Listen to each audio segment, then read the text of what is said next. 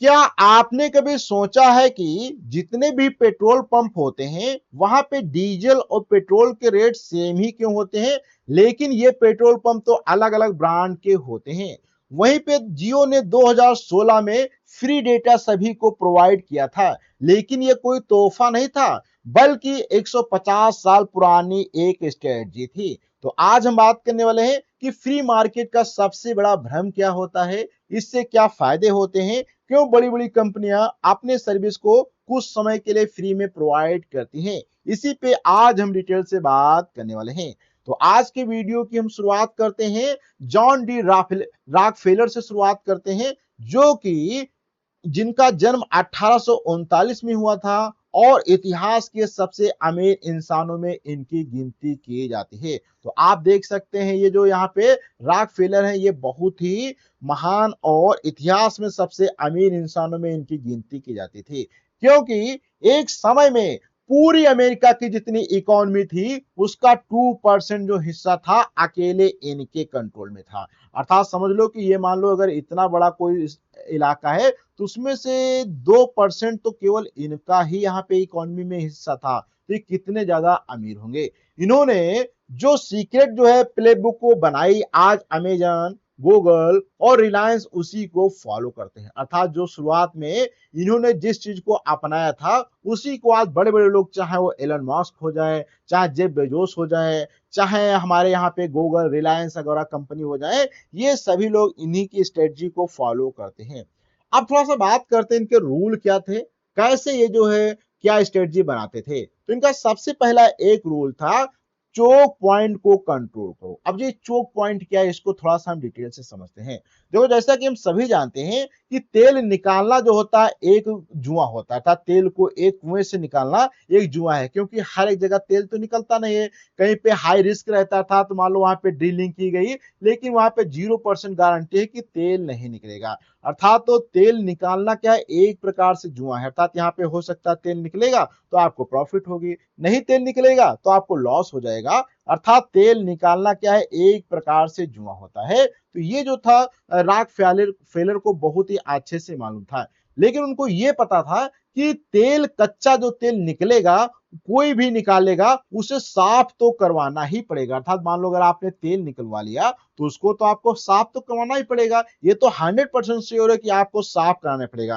अर्थात यहाँ पे मैं पॉइंट अगर लिखता हूं, ए पॉइंट मान लिया लिखा और पॉइंट भी लिखा। पॉइंट ए कहता है कि तेल निकालना, तो तेल निकालने में जो होता है आपको लाभ भी हो सकता था, प्रॉफिट भी हो सकता है, लॉस भी हो सकता है। लेकिन वहीं पे तेल निकलने के बाद 100% श्योर है, यहाँ पे 0% है, यहाँ पे 100% श्योर है कि आपको उसको रिफाइन जरूर कराना पड़ेगा, शुद्ध जरूर कराना पड़ेगा। तो रॉकफेलर ने 1863 में रिफाइनरी बनाई, जहां से हर बूंद को गुजरना ही था। अर्थात तो तेल निकालने वाली तो बहुत सारी कंपनियां थी और उनके पास ये प्रॉब्लम थी कि तेल निकालते समय का तेल निकले या ना निकले, जिस कारण से वो कंपनियां प्रॉफिट में या लॉस में जाती रहती थी। लेकिन रॉकफेलर ने जो 1863 में तेल को शुद्ध करने वाले था, जो कच्चा तेल आ रहा था उसको शुद्ध करने वाली उन्होंने कंपनी को 1863 में बना दिया, जिससे उनको मालूम था कि तेल तो शुद्ध करना ही पड़ेगा 100%, जिस कारण से उनकी प्रॉफिट होगी, लॉस कभी नहीं होगा। क्योंकि जब तेल हमेशा रिफाइन होगा तो वहां पे उनको प्रॉफिट ही होगी, लेकिन तेल निकालने में प्रॉफिट भी हो सकती, लॉस। इसलिए उन्होंने रास्ता बी वाला चुना, जहां पे केवल तेल को रिफाइनरी किया जाएगा, अर्थात तेल को शुद्ध किया जाएगा। अब इसके बाद एक दूसरा उन्होंने रूल अपनाया कि हॉरिजॉन्टल को जो होते कंसोलिडेशन। अब ये क्या होता है, इस पे बात करते हैं। द क्लिकवेड मैकेन्सर, जो कि 1872 की बात है, यहाँ पे इन्होंने स्ट्रेटजी एक इस प्रकार से अपनाई कि कीमतें इतनी गिरा दो, क्या करो, कीमतों को इतना ज्यादा गिरा दो कि विरोधी जो दिवालियां हो जाए। अर्थात तो ये कह रहे थे कि अगर हम लोग अगर तेल जो है, मान लो 10 कंपनी आती है, क्या होती है, जैसे ए कंपनी है, बी कंपनी, सी कंपनी, डी, 4 कंपनी थी, जहां पे मैकबेलर वाले ये सोच रहे थे, रॉकफेलर की कंपनी, इन्होंने सोचा कि हम इतना रेट गिरा दें कि हमारे पास की जितनी कंपनियां हैं वो सारी कंपनियों का क्या हो जाए, नुकसान हो जाए था, वो कंपनियां घाटे में चले लगे। भाई ये कंपनी जब प्रॉफिट में कुछ समय थी, लेकिन उसने सोचा कि हम बहुत ही कम चीज रेट में चीजों को सर्विस प्रोवाइड करना स्टार्ट करेंगे, जिस कारण से ये कंपनियां, तो जैसे ए हो गया, सी, डी, ये अभी नई कंपनियां थी, तो इनके पास इतना प्रॉफिट तो था नहीं, तो इन्होंने भी, लेकिन इनके सहारे इस जब इन्होंने काफी चीजों को रेट गिराना स्टार्ट कर दिया तो ये नुकसान में जाने लगी, चाहे कंपनी ए की बात किया जाए, चाहे सी की या डी की। तो जिस कारण से रॉकफेलर कंपनी ने देखा कि ये और भी जितनी लोगों की कंपनियां थी वो सारी कंपनियां लॉस में जाने लगी। फिर उनका बचा हुआ जो बिजनेस था वो कौड़ियों के भाव उन्होंने क्या किया, खरीद लिया था। तो जितनी भी कंपनियां थी वो सारी कंपनियों को रॉकफेलर ने अपना आप खरीद लिया, क्योंकि जब वो कंपनियां बर्बाद हो चुकी थी तो उनके पास कोई ऑप्शन नहीं था, इसलिए उन्होंने कौड़ियों के भाव उन सभी कंपनियों को खरीद लिया। सिर्फ 3 महीने में रॉकफेलर ने जो होता है क्लीवलैंड की 26 में से 25 रिफाइनरियों पर कब्जा कर लिया। बताओ कितनी थी, 25 कंपनियां थी जिसमें से उन्होंने 26 कंपनियां थी जिसमें से 25 कंपनियों को तो उन्होंने खुद अकेले खरीद लिया, बस एक जो रिफाइनरी बची। तो आप समझ सकते हैं कि इनकी कितनी अच्छी स्ट्रेटेजी थी कि हॉरिजॉन्टल कंसोलिडेशन। हॉरिजॉन्टल कंसोलिडेशन का मतलब होता है कि पहले इतना ज्यादा रेट गिरा दो जिससे कंपटीटर जितने भी हो सारे लॉस में आ जाए, फिर उनके कंपनियों को कौड़ी के दाम की खरीद लो। इस प्रकार से रॉकफेलर ने स्ट्रेटजी को अपनाया और सारी कंपनियों को अपने बस में कर लिया। अब बात करते हैं चॉइस का भ्रम। अब ये चॉइस का भ्रम क्या होता है, ये हमारा होता था ट्रस्ट की बात किया जाए। देखो मोनोपोली अगर बात किया जाए, अगर रॉकफेलर चाहते तो केवल सारी जितनी रिफाइनरी थी वो अपने नाम पे केवल अपना ही नाम देकर सारी रिफाइनरियों को चलाते। लेकिन इससे क्या होता है, लोगों के अंदर भ्रम फैलने लगता है कि अब तो भाई एक ही कंपनी बची है तो मनचाहा रेट बेचेगा, मनचाहा बिजनेस करेगा, इसलिए मोनोपोली होने लगता था, समाज के अंदर भ्रम फैलने लगता है। तो मोनोपोली बहुत ही खराब होती है, समाज के अंदर उसके बिजनेस को ग्रोथ करने से रोकती है। तो इस चीज को उन्होंने देखा, ध्यान से समझा और उन्होंने क्या किया, समाधान एक निकाला। 1882 के अंदर स्टैंडर्ड ऑयल ट्रस्ट का उन्होंने निर्माण किया।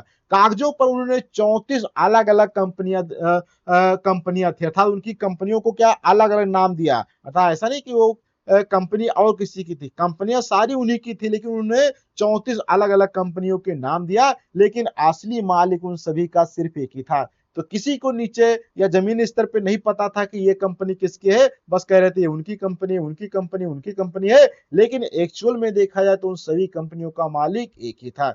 जैसे कि आज भी आपने देखा होगा समाज के अंदर बहुत सारे बड़े बड़े हॉस्पिटल हैं, चाहे स्कूल हैं, तो किसी को नहीं मालूम होता है कि ये किस नेता का स्कूल है, ये किस विधायक का स्कूल है, ये किस नेता की कंपनी है, अर्थात ये नहीं मालूम चलता है। बस ऐसे लोग वहां पे बिजनेस करते रहते हैं, अर्थात उसके अंदर जॉब जाके करते रहते हैं, लेकिन सही में एक्चुअली पता नहीं चल पाता ये कंपनियां हैं किसकी।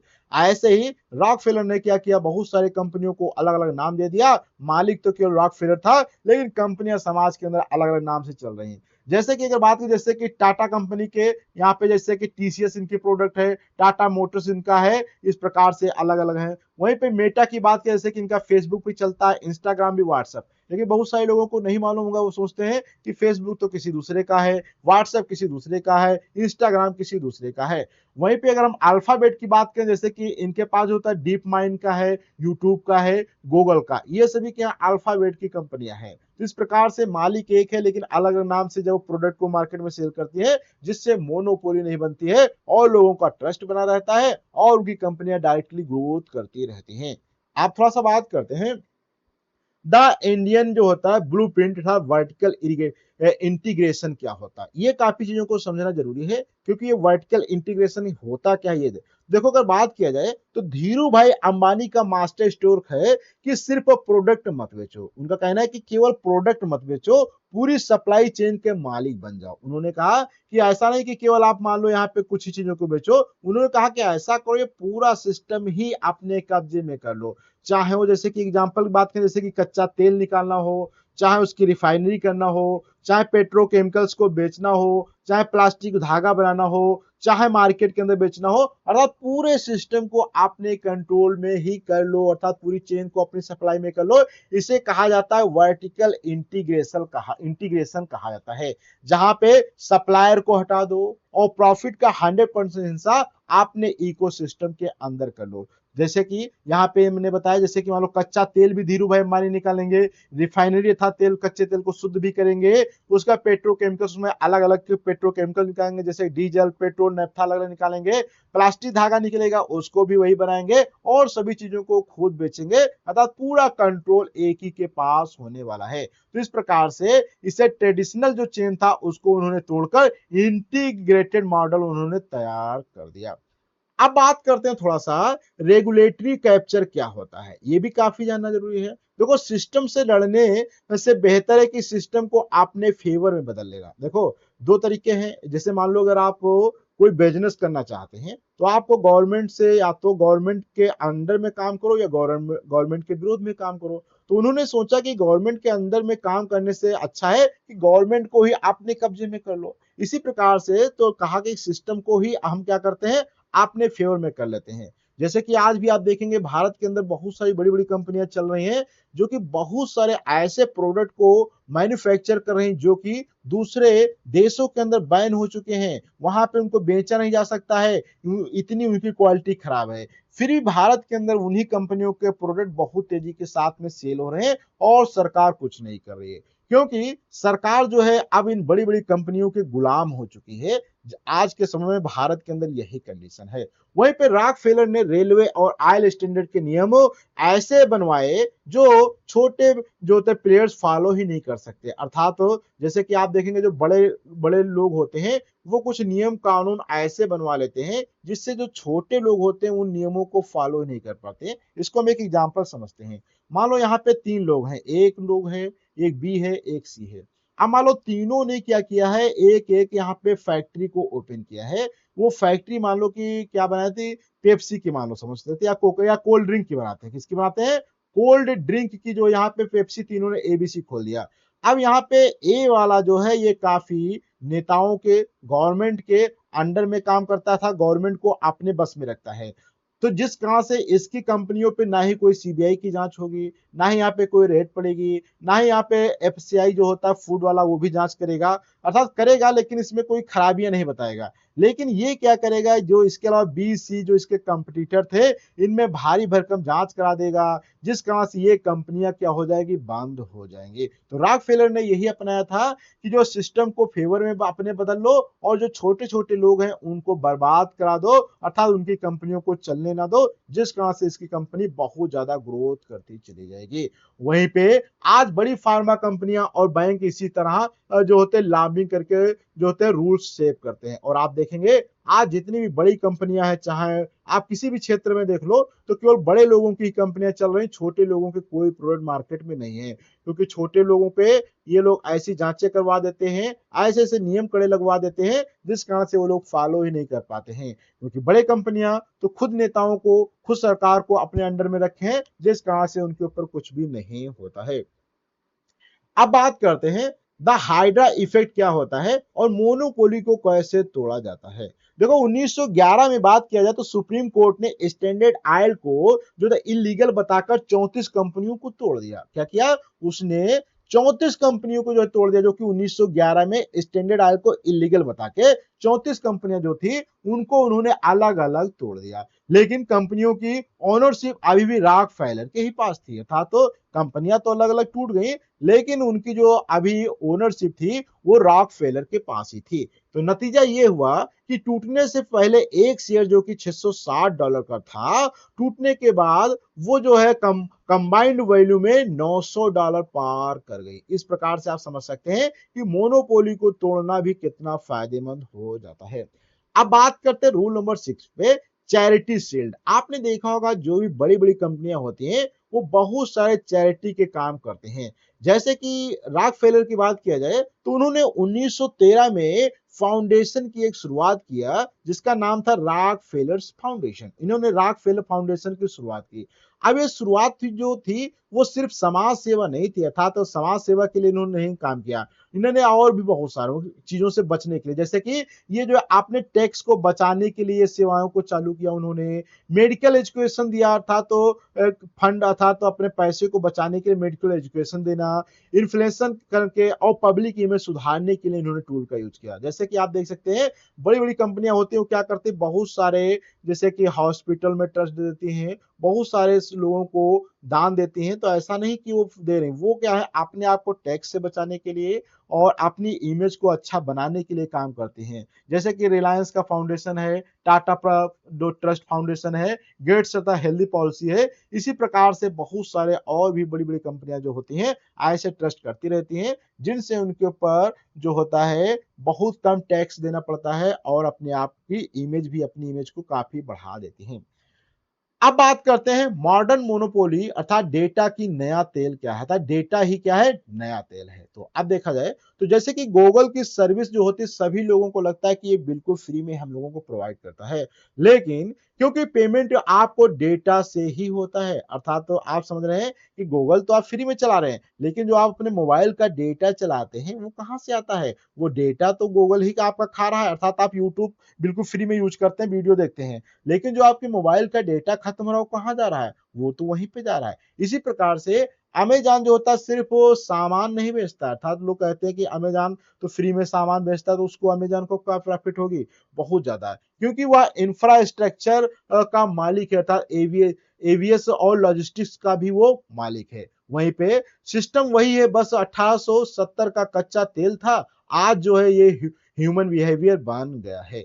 आप थोड़ा सा आगे बात करते हैं तो द इन स्केलेबल इकोसिस्टम क्या होता है, इस पे थोड़ी सी बात करते हैं। देखो न्यूज देखने के लिए, चाहे वो शॉपिंग करने के लिए और रात में मूवी देखने के लिए आप हर एक जगह पे करते हैं। ऐसा लोग सोचते हैं कि हम मूवी देख रहे हैं तो हमें कौन से पैसे पड़ रहे हैं, हम यूट्यूब पे वीडियो देखने में कौन से पैसे पड़ रहे हैं, हम रील्स को स्क्रॉल करके देख रहे हैं कौन से में पैसे पड़ रहे हैं, ये गलत है। आप जो भी चीज देखते हैं उसके लिए आपको पैसे तो देने ही पड़ेंगे, चाहे वो आप न्यूज देख रहे हो, चाहे आप एंटरटेनमेंट कर रहे हो, चाहे आप फ्यूल ट्रांसपोर्ट कर रहे हो, चाहे आप शॉपिंग कर रहे हो, हर एक जगह आपको पैसे तो देने ही पड़ जाएंगे, क्योंकि आप जैसे इंसानों को लगता है उसके पास तो कई चॉइस हैं, लेकिन सारा पैसा घूम फिर कर जो होता है 3 से 4 विशाल होल्डिंग कंपनियां हैं उनके पास ही जाता है।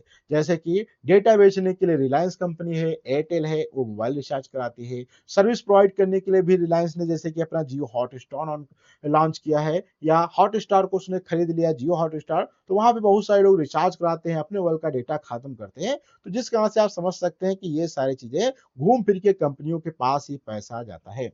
तो आज के हम लास्ट वीडियो में अब यहाँ पे थोड़ा सा समझते हैं कि आपके पास ऐसे कौन कौन से 3 रास्ते हैं जिनसे आप बच सकते हैं। जैसे कि एक ये रास्ता हो सकता है, ये रास्ता हो सकता है, ये रास्ता हो सकता है। तो सबसे पहला रास्ता होता है ब्लाइंड कंज्यूमर का। ब्लाइंड कंज्यूमर के अर्थात अपने आंखों पे आप पट्टी बांध लीजिए और सिस्टम को इग्नोर करें और जो होता है हिस्सा बने रहें, अर्थात तो आपको ना समझें कि क्या फायदा हो रहा है क्या नुकसान हो रहा है, जो चल रहा है उसी में आप चलते रहें। तो ये आपका ब्लाइंड जो होता है कंज्यूमर सबसे पहला रास्ता है। वहीं पे दूसरा रास्ता की बात करें फाइटर के रास्ता। फाइटर क्या होता है, सिस्टम को से लड़ते हैं वो लोग, लोकल को सपोर्ट करते था, तो वो लोग समाज में अच्छाइयों के लिए बुराइयों से लड़ते रहते हैं। तो ऐसे ये फाइटर होते हैं जो कि आपके लिए दूसरा रास्ता हो सकता है। पहला रास्ता, दूसरा रास्ता। तीसरा रास्ता होता है इन्वेस्टर का। इन्वेस्टर का मतलब होता है सिस्टम को समझो, कंज्यूमर की जगह ओनर बने, अर्थात क्या करते हैं लोग अपना इसी में इन्वेस्टमेंट करते हैं, खुद उसमें ओनर बन जाते हैं। इसीलिए अमीर अमीर जो होते लोग सिस्टम बनते हैं, क्यों, आप तैयार हैं। तो आज का वीडियो आपको कैसा लगा, शायद आपको कुछ तो समझ में आया होगा कि इस वीडियो से कि किस प्रकार से बिजनेस हो रहे हैं, कैसे अमीर लोग अमीर बनते चले जा रहे हैं, कैसे गरीब लोग गरीब होते चले जा रहे हैं, और भी काफी इंफॉर्मेशन आपको इस वीडियो से मिली होगी। तो हम किसी नए टॉपिक के साथ में अगले वीडियो मिलते हैं, जब तक के लिए धन्यवाद।